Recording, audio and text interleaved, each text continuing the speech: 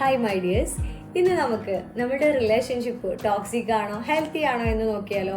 ആദ്യമേ തന്നെ എനിക്കൊരു കാര്യം പറയാനുള്ളത്, റിലേഷൻഷിപ്പ് എന്ന് പറയുമ്പോൾ പാർട്ട്ണർ എന്ന് മാത്രം വിചാരിക്കരുത്. റിലേഷൻഷിപ്പ് കൊണ്ട് ഞാനിപ്പോൾ ഉദ്ദേശിക്കുന്നത് എല്ലാ ബന്ധങ്ങളും.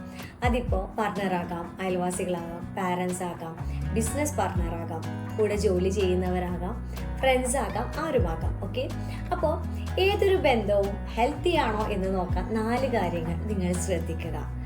ടൈം, അതായത് നിങ്ങളും ആ വ്യക്തിയും സ്പെൻഡ് ചെയ്യുന്ന വാല്യുബിൾ ആയിട്ടുള്ള ടൈം. നമ്മൾ മാത്രമാണോ അങ്ങോട്ട് കൊടുക്കുന്നത്, അതോ അവരും നമ്മളോട് അവരുടെ വാല്യുബിൾ ആയിട്ടുള്ള ടൈം നമുക്ക് വേണ്ടി ഷെയർ ചെയ്യുന്നുണ്ടോ എന്നുള്ളത് ആദ്യമേ തന്നെ ചെക്ക് ചെയ്യുക. എല്ലാ തിരക്കുകളും കഴിഞ്ഞ് നേരത്താണോ നിങ്ങളെ വിളിച്ച് അവരുടെ കാര്യങ്ങളൊക്കെ ഷെയർ ചെയ്യുന്നത്, അതോ എല്ലാ തിരക്കുകൾക്കിടയിലും ഒരു പ്രയോറിറ്റി നമുക്ക് കൂടെ തരുന്നുണ്ടോ എന്നുള്ളത് ആദ്യം ചെക്ക് ചെയ്യുക. രണ്ടാമത്തെ കാര്യമാണ് നിങ്ങളുടെ മണി.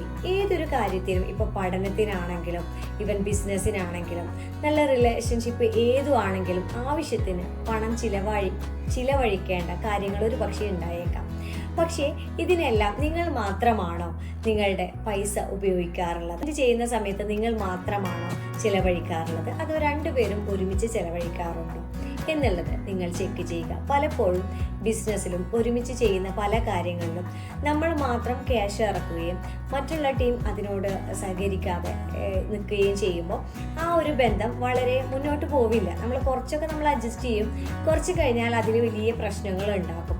പിന്നെ കൃത്യമായ ക്യാഷിൻ്റെ ഇടപാടുകൾ വരുമ്പോൾ നമ്മൾ പലപ്പോഴും ബന്ധങ്ങൾ നഷ്ടപ്പെടാതിരിക്കാൻ വേണ്ടി റിസ്ക് നമ്മൾ എടുത്ത് ഫിനാൻഷ്യൽ സപ്പോർട്ട് നമ്മൾ കൊടുക്കും കൂടുതലായിട്ട്.